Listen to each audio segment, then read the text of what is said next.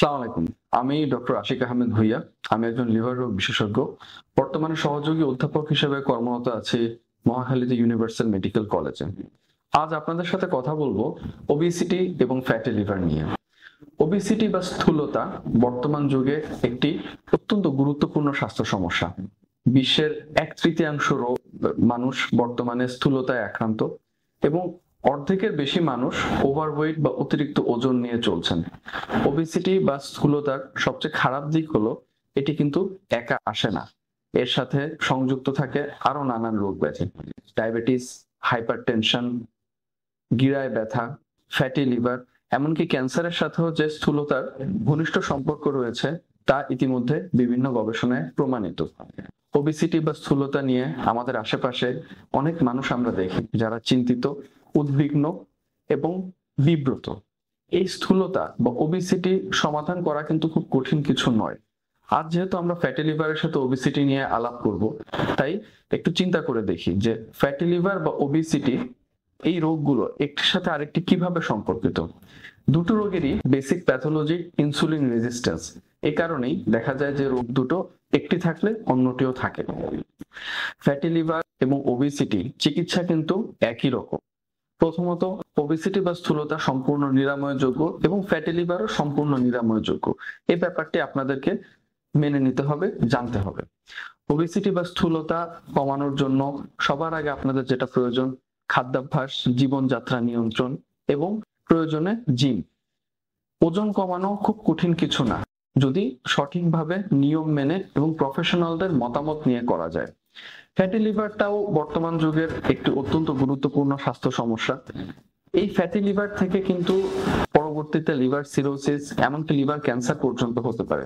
পৃথিবীতে যদি 100 জন মানুষের ফ্যাটি লিভার থাকে, শতকরা 80 জনের পরবর্তীতে তেমন কোনো অসুবিধা হয় না, কিন্তু 20 জন পরবর্তীতে গিয়ে লিভার সিরোসিস, লিভার ক্যান্সারে পর্যন্ত আক্রান্ত হতে পারে। যারা ওবেসিটি বা স্থূলতায় আক্রান্ত তাদের ক্ষেত্রে এই লিভার সিরোসিস বা লিভার ক্যান্সারের ঝুঁকিটা আরো অনেক বেশি বেড়ে যায়। ফ্যাটি লিভারকে আমরা বলি নিরক্ষাত। কেননা ফ্যাটি লিভারে আক্রান্ত একজন ব্যক্তির কোনো শারীরিক সমস্যা থাকে না, তিনি ভাবেন আমি তো ভালো আছি। কিন্তু এই রোগটিকে যদি যথাসময়ে যথাযথভাবে চিকিৎসা না করা হয়, পরবর্তীতে গিয়ে যখন লিভার নির্দিষ্ট মাত্রার বেশি আক্রান্ত হয় বা ক্ষতিগ্রস্ত হয়, তখন যখন লক্ষণ চলে আসে, যেমন পেটে পানি, পায়ে পানি, রক্ত বমি হওয়া, জন্ডিস দেখা দেওয়া, তখন কিন্তু আসলে চিকিৎসার আর খুব বেশি সুযোগ থাকে না। তখন যে চিকিৎসা বা লিভার ট্রান্সপ্ল্যান্ট বা লিভার পরিবর্তন বাংলাদেশে এখনো বহুলভাবে প্রচলিত নয়। অথচ যেই রোগটি এত জটিলতা করছে, প্রাথমিক অবস্থায় যদি তার সমাধান করা যেত তাহলে কিন্তু এই পর্যায়ে রোগটা আসতে পারে না। যা বলছিলাম, স্থূলতা এবং ফ্যাটি লিভার একই সাথে চিকিৎসা করা সম্ভব।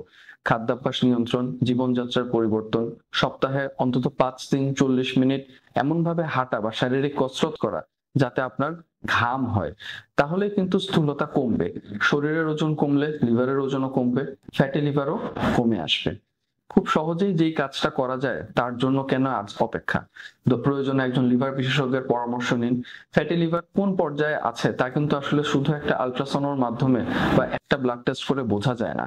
ফ্যাটি লিভারের ক্ষেত্রে আমাদের বুঝতে হয় যে ফ্যাটি লিভারটা কেন হলো, ফ্যাটি লিভারটা কোন পর্যায়ে আছে, লিভার সিরোসিসের কোনো ঝুঁকি আছে কিনা। এই প্রশ্নগুলোর উত্তর খুঁজতে আপনাকে আপনার চিকিৎসক সহায়তা করবেন, এবং এই প্রশ্নগুলোর উত্তর যখন আমরা পেয়ে যাব তখন কিন্তু আপনার চিকিৎসাটাও অনেক সহজ হয়ে যাবে। যদি আমরা ফ্যাটি লিভারের ব্যাকগ্রাউন্ডে ডায়াবেটিস বা অন্য কোনো ডিজিজ পাই, সেটার চিকিৎসা করতে হবে। আর ফ্যাটি লিভার যদি দেখি যে লিভার ফাইব্রোসিস করছে বা ভবিষ্যতে সিরোসিস হওয়ার সম্ভাবনা আছে, বর্তমানে কিন্তু এমন অনেক ওষুধ আছে যা দিয়ে এই লিভার সিরোসিস বা ফাইব্রোসিসের অগ্রগতি আটকে দেওয়া সম্ভব। একদিকে আপনার খাদ্যাভ্যাস, জীবনযাত্রা নিয়ন্ত্রণ, অন্যদিকে আপনার চিকিৎসকের পরামর্শ অনুযায়ী ওষুধ সেবন আপনাকে সম্পূর্ণ সুস্থতা দান করতে পারে। কাজেই ফ্যাটি লিভার এবং স্থূলতার ব্যাপারে সতর্ক থাকুন। ফ্যাটি লিভার এবং স্থূলতার জন্য আপনার যা করণীয় নির্দ্বিধায় তা করুন। খাদ্যাভ্যাস নিয়ন্ত্রণ, নিয়মিত হাঁটা এবং সব ধরনের ফাস্টফুড থেকে দূরে থাকা, তাহলেই সম্ভব একটা সুস্থ জীবন পাওয়া। ধন্যবাদ।